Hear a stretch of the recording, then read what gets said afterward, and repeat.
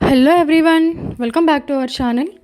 Today మన favourite serial పొద్దున్న episode ఏం జరిగింది తెలుసుకోవాలనుకుంటున్నారా? అయితే ఖచ్చితంగా ఈ వీడియో స్టార్టింగ్ నుంచి ఎండింగ్ వరకు స్కిప్ చేయకుండా చూసేయండి. అయితే దానికంటే ముందు ఏం చేయాలో తెలుసు కదా, మన ఛానల్ని సబ్స్క్రైబ్ చేయండి, ఫాలో కూడా చేయండి. పైన కనిపిస్తున్న బెల్ ఐకాన్పై ఆల్ ట్యాప్ చేస్తే మేము పోస్ట్ చేసే ప్రతి వీడియో మీకు నోటిఫికేషన్ ద్వారా చేరుతుంది. మీరు ఈజీగా వాచ్ చేయొచ్చు.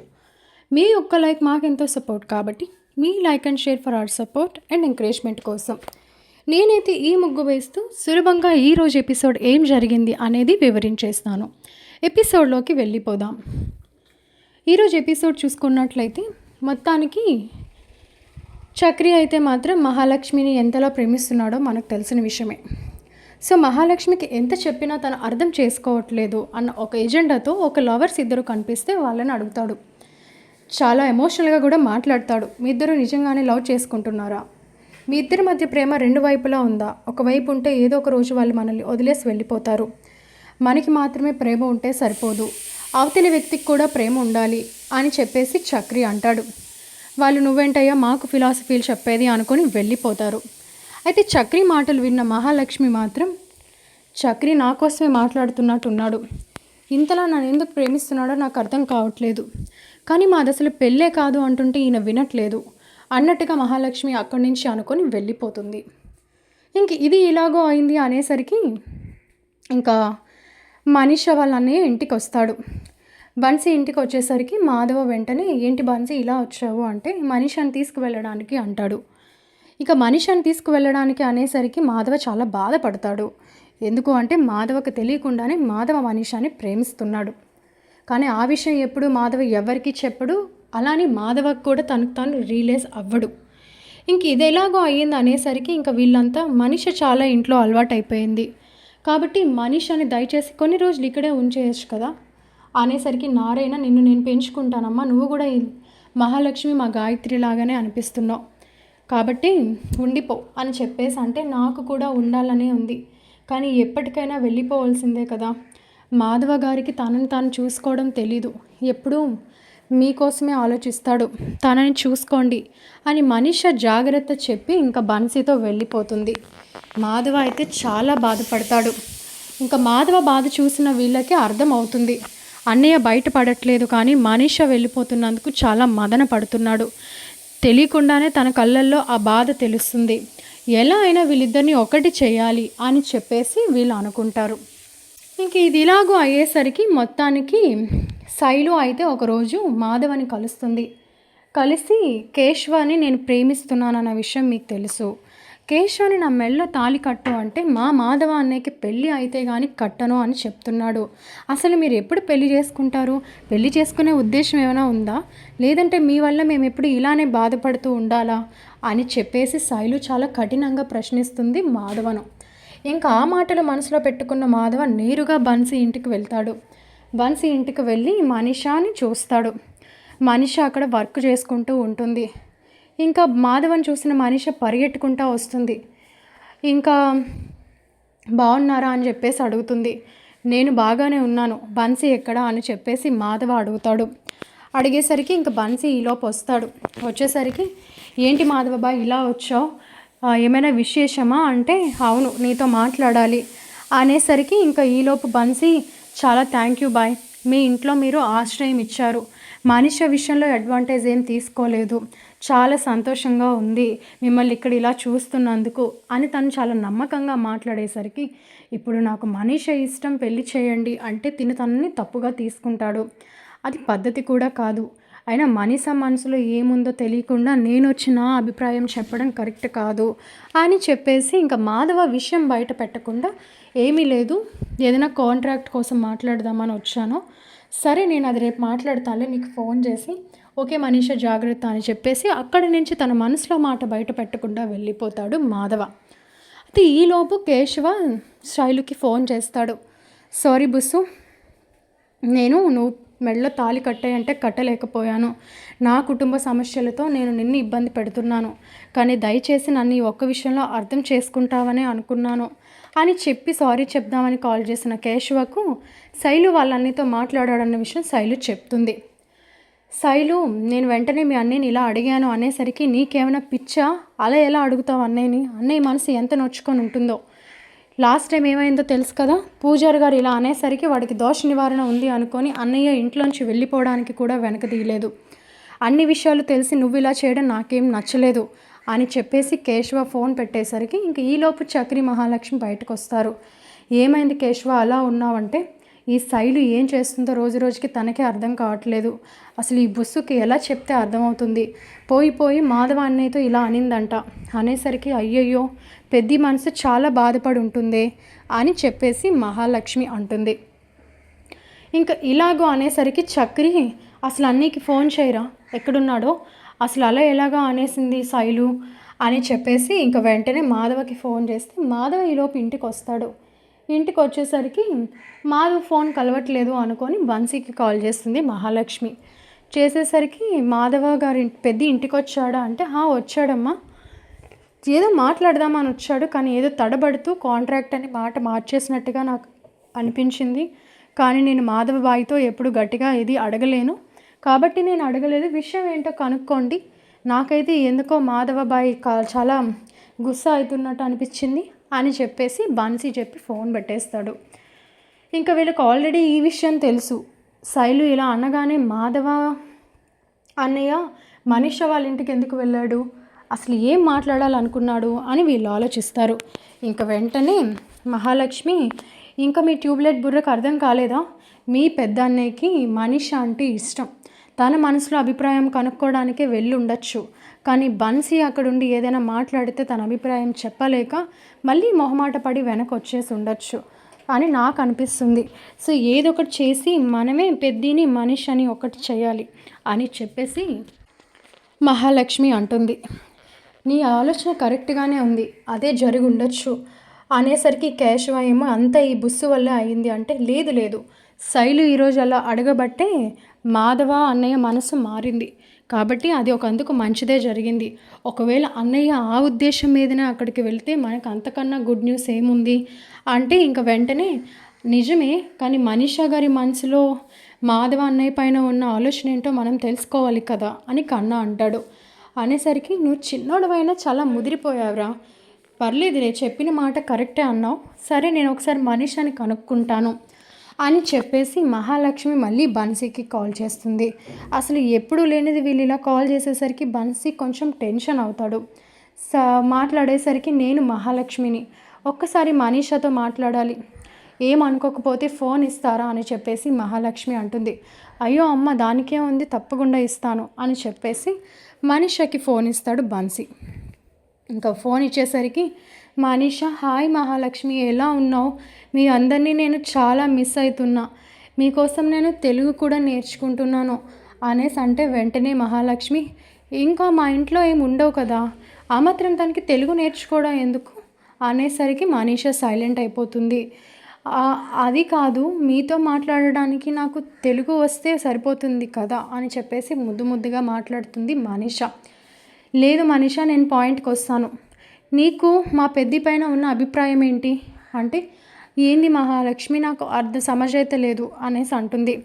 ముజేబీ సమజ్ నాయకరా అంటే, ఓకే మాధవ గారి మీద నీ అభిప్రాయం ఏంటి అని అడుగుతున్నాను అనేసరికి, తను చాలా మంచివాడు, అందరి కోసం చాలా బాధ్యతగా ఉంటారు, ఒక్కసారి తన మనిషి అనుకుంటే తన కోసం తను ఎక్కడి వరకైనా వెళ్తారు, అలాంటి మనిషి జీవితంలో ఉంటే చాలా సంతోషంగా ఉంటుంది, మీ కుటుంబంలో నేనున్న ఇన్ని రోజుల్లో చాలా సంతోషంగా ఉన్నాను, ఆయన నన్ను చాలా అభిమానంగా చూసుకున్నారు, మాధవ గారంటే నాకు చాలా అభిమానం అని చెప్పేసి మనీషా అంటుంది. మరి ఇన్ని పాజిటివిటీస్ చెప్తున్నావు, మమ్మల్ని మిస్ అవుతున్నా అంటున్నావు, మరి మా ఇంట్లోనే ఎప్పటికీ ఉండిపోవచ్చు కదా అని మహాలక్ష్మి అడుగుతుంది. అది ఎలా పాసిబుల్ అని చెప్పేసరికి, ఉంది, మాధవ అని మీకు ఇష్టమైతే మేము వచ్చి మీ ఇద్దరికి హ్యాపీగా పెళ్లి చేస్తాం, నువ్వు ఎలాగో తెలుగు నేర్చుకుంటున్నావు కాబట్టి మా ఇంట్లోనే ఉండిపోవచ్చు అని మహాలక్ష్మి సరదాగా మాట్లాడుతుంది. ఇంకా మనీషా వెంటనే సిగ్గుపడుతూ ఫోన్ తీసుకెళ్ళి బన్సీకి ఇచ్చేస్తుంది. బన్సీకి ఇచ్చేసరికి బన్సీ, ఏమైందమ్మా మనీషా అంటే, అయ్యో మనీషా హర్ట్ అయినట్టుంది, మనం మాట్లాడిన మాట నచ్చక ఫోన్ తీసుకెళ్ళి బన్సీకి ఇచ్చేసింది అనుకుంటారు వీళ్ళు. కానీ మనీషా సిగ్గుపడుతూ ఆ ఫోన్ తీసుకెళ్ళి బన్సీకి ఇచ్చింది అన్న విషయం వీళ్ళు అర్థం చేసుకోలేకపోతారు. ఇక మహాలక్ష్మి, అయ్యో నేను ఇలా అన్నందుకు మనీష బాధపడ్డట్టుంది. ఇప్పుడు ఈ విషయం పెద్దికి తెలిస్తే చాలా హర్ట్ అవుతాడు. ఎవరు ఏమీ చెప్పొద్దు. నేను ఒకసారి మనీషని వెళ్ళి కలుస్తాను, తనకి సారీ చెప్పాలి అని చక్రిని అడుగుతుంది. మనం మనీష దగ్గరికి వెళ్దాం, బన్సీ ఇంటికి తీసుకొని వెళ్ళు అని. తప్పకుండా అనేసరికి ఈలోపు మాధవ ఎదురుగా వస్తాడు. ఎక్కడికి వెళ్తున్నారమ్మా అంటే, ఏం లేదు పెద్ద, ఊరికి అలా బయటికి వెళ్దాం అనుకుంటున్నాం. అవును, మీరేంటి ఎక్కడికి వెళ్ళారు, లేట్ అయిపోయింది వచ్చేసరికి అని ఏమీ తెలియనట్టుగా మహాలక్ష్మి అడుగుతుంది. అడిగేసరికి ఇంకా వెంటనే మాధవ అయితే అంటాడు, ఏం లేదమ్మా, చిన్న పనుండి వెళ్ళాను. సరే, మీరు ఎక్కడికో వెళ్తున్నట్టున్నారు, హ్యాపీగా వెళ్ళి క్షేమంగా రండి అని చెప్పేసి మొత్తానికి మాధవ అయితే వాళ్ళని అక్కడి నుంచి పంపిస్తాడు. కానీ మాధవకి తెలీదు చక్రి మహాలక్ష్మి వెళ్తున్నది మనీష దగ్గరికి అని చెప్పేసి. అయితే ఇంక ఈలోపు వీళ్ళు మనీష దగ్గరికి వెళ్ళేసరికి మనీష బన్సీకి విషయం చెప్తుంది. నేను మాధవ గారిని ప్రేమిస్తున్నాను, ఆ విషయం నాకు ఇప్పుడే అర్థమైంది. అలా అని వాళ్ళు ఎప్పుడూ నాతో తప్పుగా ప్రవర్తించలేదు. కానీ అలాంటి కుటుంబంలో నేను కోడలుగా వెళ్ళాలి అంటే నాకు అదృష్టం ఉండాలి బాయ్.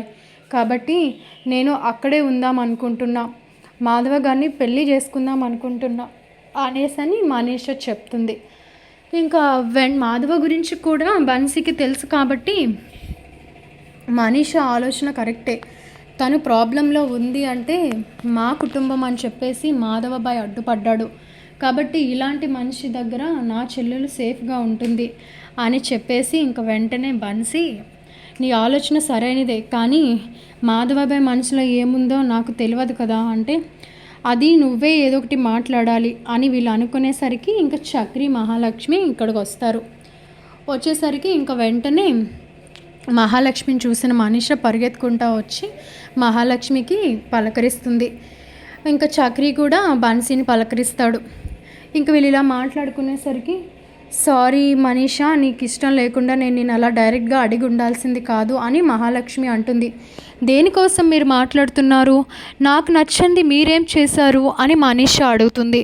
అదేంటి, పెద్దిని పెళ్ళి చేసుకుంటావా అని అడిగాము, అది నీకు ఇష్టం లేక నీ మనసు నొచ్చుకొని ఫోన్ తీసుకెళ్ళి బన్సీ గారికి ఇచ్చేసావు.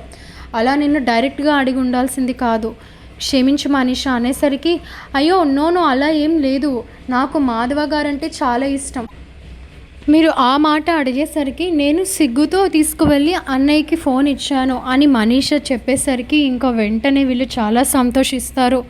అనుకోని రీతిగా మనీషకి మాధవ పైన ఇష్టం ఉండడం చూసి చాలా సంతోషపడిపోతారు. ఇంకా ఊహించినట్టుగా మొత్తానికి మాధవాన్ని పెళ్ళైతే ఇంకా మనం ధూమ్ ధామ్గా చేద్దాము అని చెప్పేసి ఇంకా చక్రి అయితే బన్సీకి చాలా థ్యాంక్స్ చెప్తాడు. బన్సీ కూడా మీలాంటి కుటుంబంలో నా చెల్లిని ఉంచితే తను చాలా సేఫ్గా ఉండింది ఇన్ని రోజులు, అలాంటిది పర్మనెంట్గా మీ ఫ్యామిలీలో ఉంటే అంతకన్నా అదృష్టం నాకేముంది బాయ్. కాబట్టి కానీ మాధవ బాయ్ మనసులో ఏముందో తెలియదు కదా అంటే, అది మాకు వదిలేయండి, మేము చూసుకుంటాం. మనీషాకి ఇష్టమా కాదా అన్న భయంతో వచ్చాము, కానీ మొత్తానికి మనీష మనసులో పెద్ద ఉన్నాడని తెలుసుకొని ఇంత శుభవార్తలో వెళ్ళి మొత్తానికి మాధవ అనే మనసు కూడా మేము మారుస్తాము అని చక్రి మహాలక్ష్మి ఇద్దరు అంటారు. ఇంకా అలాగో మనీష మనసులో మాట తెలుసుకొని ఇంకా ఇంటికి సంతోషంగా వెళ్తారు. వెళ్ళేసరికి ఊరికే మాధవ మనసులో ఏ మాట ఉందో తెలుసుకోవాలి అని వీళ్ళిద్దరూ ఒక డ్రామా చేస్తారు. వచ్చి అయ్యయ్యో అనవసరంగా మనీషాకి పెళ్ళైపోతుంది, అసలు చాలా మంచి అమ్మాయి, ఏ ఇంటికి వెళ్తుందో కానీ వాళ్ళు చాలా అదృష్టవంతులు అనేసరికి, ఏంట్రా ఏమంటున్నావు, మనీషాకి పెళ్ళైపోవడం ఏంటి అని మాధవ అంటాడు. కానీ మాధవకి వినపడేలా కావాలనే వీళ్ళు మాట్లాడుతున్నారని మాధవకి తెలియదు. అదేంటన్నయ్య, బన్సీ నీకు చెప్పలేదా, వాళ్ళ బావెవరో వచ్చారన్నాడు కదా, వాడంట చాలా మారిపోయాడంట, ఇంతకుముందు రౌడీలా ఉండేవాడంట, వచ్చి కాలవేళ పడి ప్రాధేయపడ్డాడంట, ఇందాకనే పడ్డాక ఇంక వాళ్ళలో వచ్చిన మార్పుకి సరేలే మనీషానిచ్చి పెళ్లి చేయడానికి బన్సీ ఒప్పుకున్నాడంట. మనుషులు ఎప్పుడు ఒకేలా ఉండరు కదా అన్నయ్య, ఏదో ఒక టైంలో మార్పు రావాల్సిందే కదా అని చెప్పేసి చక్రి అనేసరికి, అలా ఎలా ఇచ్చేస్తాడరా, ఒకప్పుడు వాళ్ళని అంత భయపెట్టాడు, అయినా మనిషి మనసులో ఏముందో తెలుసుకోవద్దా అనేసరికి ఇంకా వెంటనే మహాలక్ష్మి, అదేంటి పెద్ద అలా అంటున్నావు, మనీషాయే ఓకే చెప్పిందంట. మనీషాకి చాలా ఇష్టమంట. కానీ ఆయన రౌడీలా ఉండడం చూసి భయపడి అప్పుడు నో చెప్పిందంట. ఇప్పుడు మనీషా ఏ మార్పు అయితే కావాలనుకుందో ఆ మార్పు వచ్చేసరికి తను సంతోషంగా యాక్సెప్ట్ చేసింది పెద్ది.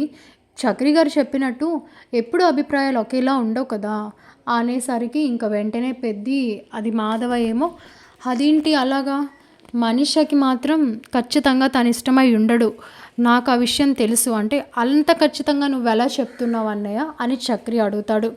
అది అంతేరా, మనీషాకైతే మాత్రం వాళ్ళ బావంటే ఇష్టం ఉండడు, ఇందులో ఏదో మెలిక జరిగి ఉంటుంది కాబట్టి వాళ్ళది అపార్థం చేసుకొని మనీషాకి తన భావనిచ్చి పెళ్లి చేయడం ఎంత మాత్రం కరెక్ట్ కాదు, దీనికి నేను ఒప్పుకోను అంటే అదేంటి పెద్ది, నువ్వు ఈ మాత్రం దానికి ఎందుకు ఒప్పుకోవాలి, పెళ్లి చేసుకున్న మనీషా వాళ్ళ బావ ఇద్దరిని ఇచ్చి పెళ్లి చేయాలి కాబట్టి వాళ్ళ అన్నయ్య బన్సీ ఒప్పుకుంటే సరిపోతుంది, ఏదో పెళ్ళికి పిలిస్తే సరదాగా మనం కూడా వెళ్తాము, ఎంతైనా మన మనీషా కదా మన ఫ్యామిలీలో కలిసిపోయింది అని కావాలని పెద్దిని ఎరికించాలని మహాలక్ష్మి అలా కటువుగా మాట్లాడేసరికి ఇంకా వెంటనే మాధవ అలా ఎలా జరుగుతుంది, నేను అప్పటికి ఈరోజు ముందే వెళ్ళి మనీషాని పెళ్లి చేసుకుంటానని అడుగుదాం అనుకున్నా, కానీ ఈలోపు బన్సీ అలా మాట్లాడేసరికి నాకు ఇంకా అభిప్రాయం చెప్పాలనిపించలేదు అని కటువుగా వెంటనే అనేస్తాడు.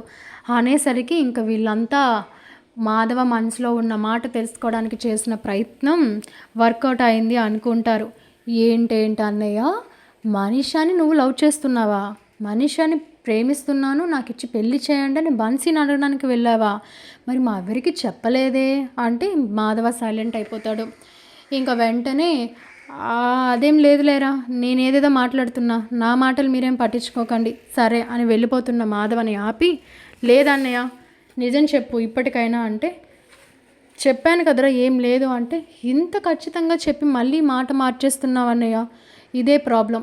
సో నువ్వు ఎవరి కోసమో ఆలోచిస్తూ నీ మనసులో మాటలు బయటకు చెప్పకపోతే ఎలా అవుతుంది, కనీసం మనకు కావాల్సిన విషయం దక్కించుకోవడంలో అయినా ఆ తొందరపాటు ఉండాలి కదన్నయ్య అని చెప్పేసి చక్రి కేశవ అంటారు. అనేసరికి ఇంకా మాధవ సైలెంట్ అయిపోతాడు. వెంటనే మహాలక్ష్మి సరే ఇంకా ఆట పట్టించింది చాలు, మొత్తానికి ఇంట్లో పెద్ది మనీషాల పెళ్లి చేయాల్సిన బాధ్యత మనది అనేసరికి వెంటనే నారాయణ అదేంటది, ఇప్పుడే కదా మనీషకి పెళ్ళి రైట్ అయింది, వాళ్ళ బావకిచ్చి చేస్తారని చెప్పారు, మరి ఇప్పుడు ఈ మాధవకిచ్చి చేస్తానంటారేంటి అంటే, ఇదంతా పెద్ది మనసులో ఉన్న మాట తెలుసుకొని మనం వాళ్ళిద్దరు పెళ్ళి చేయడానికి మేము వేసిన ప్లాన్, మొత్తానికి ఆ ప్లాన్లో చిక్కుకొని పెద్ది అయితే తన మనసులో మాట బయట పెట్టాడు. అంతేకాదు ఇప్పుడు మేము వెళ్ళొస్తుంది ఎవరింటికి అనుకున్నావు, మనీషా బన్సీ ఇంటికే వెళ్ళాం, మనీషాకి కూడా పెద్ది అంటే ప్రాణం, తన మాటల్లోనే అర్థమైంది, తనకి ఎప్పుడెప్పుడు ఇంటికి వస్తామా అన్నట్టుందంట, మాధవ గారంటే చాలా ఇష్టమంట, తనని మంచిగా చూసుకోండి అని ఆ రోజు చెప్పినప్పుడే మాకు అర్థమైంది, ఇంతలా ప్రేమిస్తున్న మనీషా బయట పడకుండా ఉంది కాబట్టి మనమే వాళ్ళ పెళ్ళి చేయాలి అని చెప్పేసి మహాలక్ష్మి అంటుంది. ఇంకా వీళ్ళిద్దరినీ కలపడానికి మహాలక్ష్మి చక్రి వేసిన ప్లాన్ చూసిన పెద్ది ఇంకా చాలా షాక్ అయిపోతాడు. అంతేకాదు ఇంక ఇదే అవకాశం అనుకొని ఒక మాట అడుగుతాడు, అసలు మా మనసులో ఏముందో మమ్మల్ని కలపడానికి ఇంత ప్రయత్నించావు కదమ్మా మహాలక్ష్మి, మరి అంతే ప్రేమ చక్రికి కూడా నీ మీద ఉంది, కానీ నువ్వు ఆలోచించావా, నువ్వు కూడా మా కుటుంబంలోనే ఉంటే ఎంత సంతోషంగా ఉంటుంది అనేసరికి ఇంకా వెంటనే మహాలక్ష్మి నవ్వుతూ, ఎవరు చెప్పారు పెద్ది నేను వదిలేసి వెళ్ళిపోతానని, ఏ రోజైతే రుద్రవరంలో నా విషయంలో చక్రి గారు అడ్వెంచర్ చేశారో అప్పటి నుంచే నాకు చక్రి గారు అంటే ప్రేమ మొదలైంది, సమయం చూసుకొని నేనే చెప్దాం అనుకున్నాను, బాధ్యతగా ఇవన్నీ చేస్తున్నాను అంటే మీ ఇంటి కోడలుగా మీ ఇంటి మనిషిగానే చేస్తున్నాను, అక్కడే మీకు అర్థం కావాలి అనేసరికి ఇంకా వెంటనే చక్రి డబుల్ ధమాకలా ఏంటన్నయ్య ఈ షాకుల మీద షాకులు, ఏంటి మహాలక్ష్మి నేనంటే నీకు ఇష్టమా అంటే ఇష్టం కాదు ప్రేమ అనేసరికి ఇంకా వీళ్ళంతా చాలా సంతోషిస్తారు. ఏ రకంగా మహాలక్ష్మిలో మార్పు వచ్చడానికి కారణం ఏదైనా కోరుకున్నట్టుగా మహాలక్ష్మి చక్రి ఒకటైనందుకు మాధవ చాలా సంతోషిస్తాడు. ఇంకా తనకి ఇంకేం అవసరం లేదు జీవితంలో, తన తమ్ముడు సంతోషంగా ఉన్నాడు, ఇంకా హ్యాపీగా మాధవ పెళ్ళి కూడా మనీషాతో అయిపోతే ఇంకా శైలు కేశవుల పెళ్ళి అందరూ ఆడంబరంగా చేయొచ్చు అని హ్యాపీగా అందరూ ఉంటారు. అలా మొత్తానికి చక్రి మహాలక్ష్మి వేసిన ప్లాన్తో మనీషా మాధవలు ఒకటై పెళ్లి చేసుకుంటారు. ఇంకా మనీషా మాధవలు పెళ్లి చేసిన చక్రి మహాలక్ష్మి కూడా ఒకరినొకరు భార్యాభర్తలుగా యాక్సెప్ట్ చేసుకొని ఇంకా వాళ్ళైతే మాత్రం న్యూ లైఫ్ స్టార్ట్ చేస్తారు. ఇలా మొత్తానికి మాధవ మనీషాలు ఒకటయ్యారు. అంతేకాకుండా ఎన్నాళ్ళుగా ఎదురు చూస్తున్న మనం చక్రి మాధవ మనీషాలు ఒకటయ్యారు కాబట్టి చక్రి మహాలక్ష్మిలు కూడా ఒకరినొకరు అర్థం చేసుకొని వాళ్ళ ప్రేమకున్న వాల్యూని తెలుసుకొని వాళ్ళు కూడా భార్యాభర్తలుగా ఒకటవుతారు. ఇలా మొత్తానికి 2 పెళ్ళిళ్ళు ఎన్నాళ్ళుగా వెయిట్ చేస్తుండగా హ్యాపీగా జరిగిపోతాయి. ఇది జరిగిన విషయం. సో ఇలాంటి మరికొన్ని ఇంట్రెస్టింగ్ విషయాలు సీరియల్ కంటే ముందే తెలుసుకోవాలి అనుకుంటే మన ఛానల్ని ఫాలో చేయండి, సబ్స్క్రైబ్ చేయండి. పైన కనిపిస్తున్న బెల్ ఐకాన్పై ఆల్ ట్యాప్ చేస్తే మేము పోస్ట్ చేసే ప్రతి వీడియో మీకు నోటిఫికేషన్ ద్వారా చేరుతుంది. మీరు ఈజీగా వాచ్ చేయొచ్చు. Keep watching our channel, do follow and subscribe. Thank you so much.